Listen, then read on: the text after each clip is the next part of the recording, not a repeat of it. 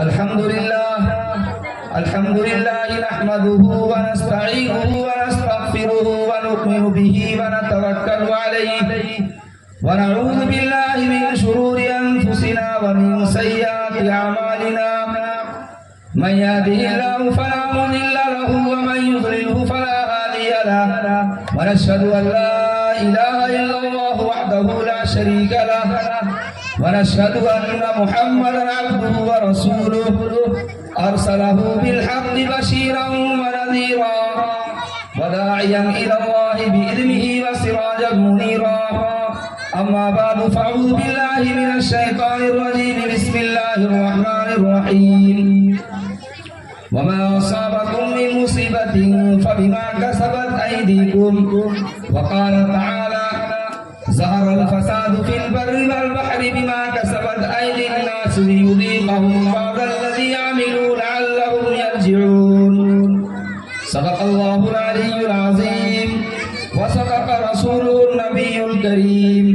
ونحن على ذلك لمن الشاهدين والشاكرين والحمد لله رب العالمين قال النبي صلى الله عليه وسلم يوشك الأمم أن تداعى عليكم كما تداعى الآكلة إلى قصعتها قيل يا رسول الله ومن قلة نحن يومئذ قال بل أنتم يومئذ كثيرون ولكنكم غثاء كغثاء السيل ولينزعن الله من صدور عدوكم المهابة منكم وليقذفن الله في قلوبكم الوهن قال يا رسول الله وما الوهن قال النبي صلى الله عليه وسلم حب الدنيا وكراهية الموت أو كما قال النبي صلى الله عليه وسلم آپ حضرات درود شریف پڑھنے اللهم صل على محمد وعلى آل محمد كما صليت على إبراهيم وعلى آل إبراهيم إنك حميد مجيد اللهم بارك على محمد وعلى آل محمد كما باركت على إبراهيم وعلى آل إبراهيم إنك حميد مجيد میں نے قرآن کریم کی دو آیتیں آپ کے سامنے رکھی ہے اور نبی پاک صلی اللہ علیہ وسلم کے ایک حدیث مبارکہ جو ترمذی کی روایت اور متعدد حدیثوں کے اندر اس کا ذکر آیا ہے میرے بھائیو بزرگوں ہمیں پہلے یہ سوچنا ہے کہ قرآن کے ذریعے سے اللہ نے جو اس نظام کو بنایا تھا اس نظام کو آج ہم نے کیوں بلا دیا آج دنیا کے اندر ہمیں دنیا میں چلنے کی طاقت بولنے کی صلاحیت لوگوں کے سامنے اپنے حق اور حقوق کا آواز بلند کرنے کی طاقت کیوں ختم ہو گئی اس کی واحد وجہ یہ ہے کہ اللہ رب العالمین نے جو ہمیں کتاب عطا فرمائی تھی اس کتاب کو صرف ہم نے قرآن خوانی کے لیے رکھا یا اپنی بیٹی کو جہیز میں دینے کے لیے رکھا جی اب بتائیں کہ جس قوم کو اللہ نے اس قرآن کے ذریعے سے سربلندی عطا فرمائی ہو اس قوم کی حالت اگر یہ آ گئی ہو کہ سال گزر جائے ہزاروں کی تعداد ہو لاکھوں کا مجمع ہو وہاں سے دو تین آدمی کا ہاتھ اٹھائے کہ ہاں ہم نے قرآن کو رمضان سے لے کر کے اس رمضان تک ایک مرتبہ تلاوت کی ہے تو یہ ڈوب مرنے کا مقام ہے ہمارے لیے اور آپ کے اللہ کے نبی جناب رسول اللہ صلی اللہ علیہ وسلم کا حدیث ہے اللہ کے نبی نے فرمایا کہ اے لوگوں اگر دنیا کے اندر اپنی طاقت اپنی صلاحیت اور اپنا عروج چاہتے ہو تو یاد رکھو اس قرآن کا سرا ایک سرا میرے ہاتھ میں ہے اور ایک سرا تم کو میں نے دیا ہے جب تک تم اس کو اپنے ساتھ رکھو ہو اللہ کے نبی فرماتے ہیں فلا تمسکوا بعد لا تهلكوا جب تک اس کو تم پکڑ کے رکھو گے تم کبھی بھی تمہیں کوئی ہلاک کر برباد نہیں کر سکتے اللہ کے نبی جناب رسول اللہ صلی اللہ علیہ وسلم جو میں نے خطبے کے اندر حدیث پڑھی ہے اللہ کے نبی فرماتے ہیں اب زمانے کا جائزہ لیجئے اور حالات کا اندازہ کیجئے آج کسی کے سامنے ملک کے حالات کسی کے سامنے ڈھکی چھپی نہیں ہے یا کہنے کی بات بھی نہیں ہے لیکن یاد رکھیں میرے بھائیو مسلمانوں ہزاروں سال پہلے 1450 سال سے زیادہ ہمارے نبی کا زمانہ گزر چکا ہے اس سے پہلے ہمارے نبی نے لوگوں کے سامنے ایک مثال دے کر کے گئے ایک محسوس مثال اس مثال کو چاہے پڑھا لکھا سن سکے، چاہے ان پڑھ سن سکے، لیکن اتنا واضح مثال اللہ کے نبی نے دیا تھا کہ اگر یہ انسان اس مثال کو سن لے تو یقیناً اس انسان کے اندر کچھ کرنے کا داعیہ پیدا ہو سکتا ہے۔ اللہ کے نبی فرماتے ہیں یوشک الامم ان تداعى علیکم کما تداعى الآکلۃ الی قصعتها کہ اے لوگوں ایک زمانہ ایسا آئے گا کہ سارے مذہب کے لوگ اور جتنے ادیان ہیں اپنی سیاست کو چھوڑ کر کے، اپنے ادیان کو چھوڑ کر کے، اپنی سماج ملی کو چھوڑ کر کے سب لوگ ایک پلیٹ فارم میں جمع ہو جائیں گے، اور مقصد ان کا یہ ہوگا کہ تمہیں صفحے ہستی سے مٹا دیا جائے اور تمہیں برباد کرنے کے لیے اور تمہیں لوٹنے کے لیے اس طرح جمع ہوں گے جس طرح بھوکے لوگ دسترخوان میں ٹوٹ پڑتے ہیں کہ لوگوں یہ سالن بھی کھاؤ، یہ چاول بھی کھاؤ، یہ سلاد بھی کھاؤ، یہ سالن بھی بڑا لذیذ ہے، یہ چاول بھی بڑا لذیذ ہے، یہاں کی روٹیاں بڑی مشہور ہے، اسے بھی چکھو۔ آج دنیا اس کی گواہ ہے، لوگ دیکھ رہے ہیں کہ سارے لوگ اس طرح ہمیں ختم کرنے کے لیے ایک پلیٹ فارم پہ جمع ہو۔ اللہ کے نبی کی پیشن گوئی یہ سچ ہو رہی ہے۔ یوشک الامم ان تداعى علیکم کما تداعى الآکلۃ الی قصعتها کہ لوگ تمہیں برباد کرنے کے لیے، لوٹنے کے لیے، تباہ و برباد کرنے کے لیے اس طرح جمع ہو جائیں گے، صرف مسلمان تنے طرح ہو جائے گا، دنیا میں جتنے مذہب ہوں گے سب ایک طرف ہو جائیں گے، اور مقصد یہ ہوگا کہ کسی طرح تمہارا نام و نشان مٹ جائے گا۔ تو صحابہ کو بڑا یہ سن کر کے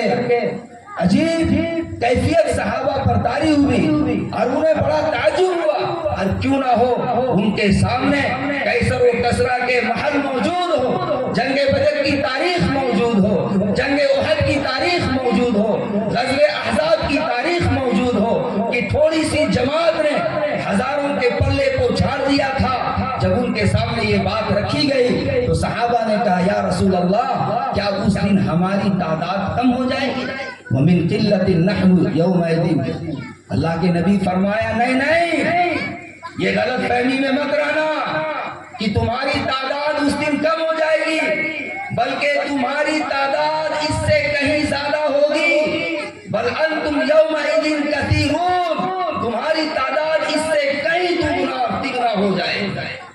آج دیکھیں کہ مسلمانوں کی تقریباً 57 ممالک ہے جس میں مسلمانوں کے حالات کیا حالات، لیکن اللہ کے نبی نے یہ بھی فرمایا تھا کہ تعداد تو بڑی ہوگی، جگہ جگہ پر مسلمانوں کی حکومت ہوگی، لیکن تمہاری اوقات اور تمہاری حیثیت دنیا کے سامنے اور غیر مذہب کے سامنے ایسا ہی ہوگا جیسے کہ پانی میں جب سیلاب آتا ہے اور سیلاب کے بہاؤ میں جو کوڑے کرکٹ بہتے ہیں، تمہاری حیثیت اور تمہارا مقام اس طرح کا وَلَكِنَّكُمْ غُثَاءٌ كَغُثَاءِ السَّيْلِ، اور دوسری بات فرمایا وَلَيَنزِعَنَّ اللَّهُ مِن صُدُورِ عَدُوِّكُمُ الْمَهَابَةَ مِنكُمْ، اور تمہارے دلوں سے دشمنوں کا رعب اور دبدبہ نکل جائے اور تمہارے سامنے آنکھیں دکھا کر کے بات کرے گا۔ وَلَيَقْذِفَنَّ اللَّهُ فِي قُلُوبِكُمُ الْوَهْنَ، اے لوگوں اور تمہارے سینوں میں اللہ رب العالمین وہن کو ڈال دے گا۔ صحابہ نے پوچھا یا رسول اللہ وہن کیا چیز ہے؟ وہن کیا چیز ہے؟ ومن وہن یا رسول اللہ؟ اللہ کے نبی نے فرمایا حب الدنیا و کراہیت الموت، حب الدنیا و کراہیت الموت، کہ یہ چیزیں جو تمہاری زندگی میں آئے گی کہ تمہارا مقام، تمہاری حیثیت دنیا والوں کے سامنے، دنیا کی نظر میں اس لیے آئے گی، تمہیں کوئی پوچھنے والا نہیں ہوگا، تمہاری کارروائی سننے والا کوئی نہیں ہوگا، تمہارے حق اور حقوق کی آواز کو بلند کرنے والا نہیں ہوگا۔ اس کی واحد وجہ یہ ہوگی کہ تم دنیا سے محبت کرنے لگو گے، حب الدنیا و کراہیت الموت، اور موت سے تمہیں ڈر لگنے لگے گا، یعنی تمہیں اس چیز کا خوف ہوگا کہ کہیں موت نہ آ جائے، ہم مرنا نہیں چاہتے۔ اللہ کے نبی جناب رسول اللہ نے یہ باتیں بتلا کر کے گئی۔ آج دیکھیں کہ ہمارے سامنے یہ سارے حالات ہیں۔ دنیا سے محبت کس کو نہیں؟ اگر دنیا سے محبت نہ ہوتی تو آج ہماری مسجدوں کے حالات یہ نہ ہوتے. اگر دنیا سے محبت ہماری اور آپ کی نہ ہوتی تو آج معاشرے کے اندر ہمارا یہ حال نہ ہوتا. اللہ کے نبی جناب رسول اللہ صلی اللہ علیہ وسلم نے ایک جگہ اور فرمایا, ابو نعیم کی روایت میں اندر آتا ہے, اللہ کے نبی نے فرمایا کہ اے لوگوں, جب تمہارے درمیان یہ چیزیں منڈرانے لگے اور عام ہو جائے تو یاد رکھنا میں تمہارے اوپر طرح طرح کے عذاب مسلط کروں گا. پہلی چیز, جب معاشرے کے اندر بے حیائی عام ہو جائے گی, جب بے حیائی عام ہو جائے گی, لوگ ایمان کی حقیقت کو اور ایمان کے اجزاء کو اور اس کی چاشنی کو جب بھول جائیں گے اور صرف نام کا مسلمان رہ جائیں گے تو پھر اللہ رب العالمین کا پہلا عذاب یہ ہوگا کہ اس معاشرے میں اللہ رب العالمین جو ہے طاعون کی بیماری اور تندرستی کو نازل کر دے. اور دوسری بات فرمائی اللہ کے نبی نے کہ جب مسلمانوں کے اندر ناپ تول میں کمی آ جائے, جب تولنے لگے تو ڈنڈی مار کے دے, جب لینے لگے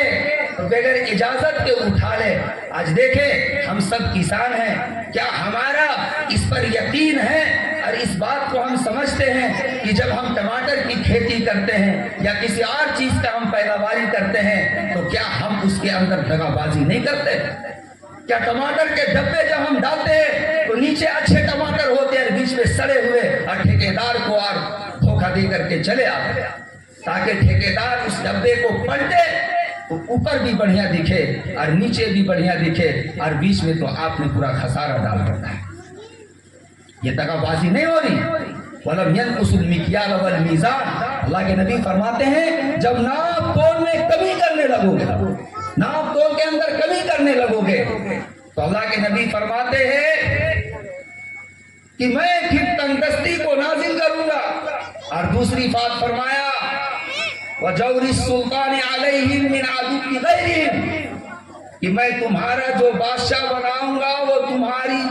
ذات سے نہیں, تمہارے دین سے نہیں, بلکہ تمہارا غیر ہوگا اور اتنا بڑا تم پر ظلم کرے گا کہ تم سے برداشت نہیں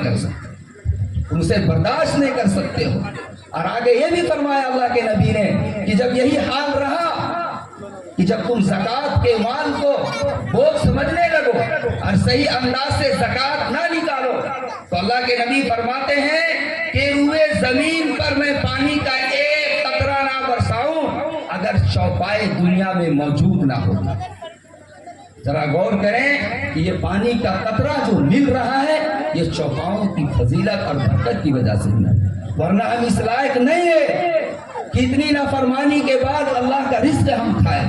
اور آگے یہ بھی فرمایا کہ جب انسان اللہ ولم یقضی اللہ عہدہ ورسولہ, وہ حدیث مجھے یاد نہیں آ رہی, ذہن سے نکل گیا, اس کا مفہوم ہے کہ جب انسان اللہ اور اس کے رسول کا علی الاعلان عہد کو توڑے گا تو اللہ کے نبی جناب رسول اللہ صلی اللہ علیہ وسلم فرماتے ہیں کہ میں انتظار کرنا کہ میں تم پر طرح طرح کے عذاب کو نازل کروں گا. اب دیکھیں میرے بھائیوں بزرگوں, دنیا کے اندر یہ عذاب آئے گی نہیں. تعاون کے شکل میں ہمارے سامنے کورونا آئے, جب ہزاروں مسجدیں بند تھی تو مسلمان لڑائی کرتا تھا کہ مسجد چلو, وہاں پر امام صاحب منع کر رہے ہیں, لیکن کوئی نہیں مانتا تھا. کیوں؟ اسے ڈر آ گیا, وہ نہیں چاہتا تھا کہ ہم مر جائیں. لیکن جیسا ہی لاک ڈاؤن کھلا پھر ہماری مسجدوں کا حال وہی ہوا, اور جیسے ہی پھر دوسرا لاک ڈاؤن لگا پھر لوگ مسجد کی طرف آنا شروع کیے, پھر اللہ تعالیٰ نے راستہ کو کھولا, پھر انسان دور ہو گئے. قرآن کریم کے اندر بڑی عجیب و غریب اس کا نقشہ کھینچا ہے پارہ نمبر 12 میں اور پارہ نمبر 25 میں, کہ جب انسان کو اپنی رحمت کا مزہ چکھاتے ہیں تو انسان پھر اترانے لگتا ہے, اور جیسے ہی اس کو پھر ہم اپنی مصیبت کو دکھلاتے ہیں تو پھر مایوس ہو جاتے ہیں اور پھر میری طرف رجوع کرنے لگتے ہیں. اس لیے میرے بھائیوں بزرگوں، اللہ کے نبی جناب رسول اللہ صلی اللہ علیہ وسلم نے جو بات فرمائی، یہ بات حق اور سچ ہے کہ دنیا کے اندر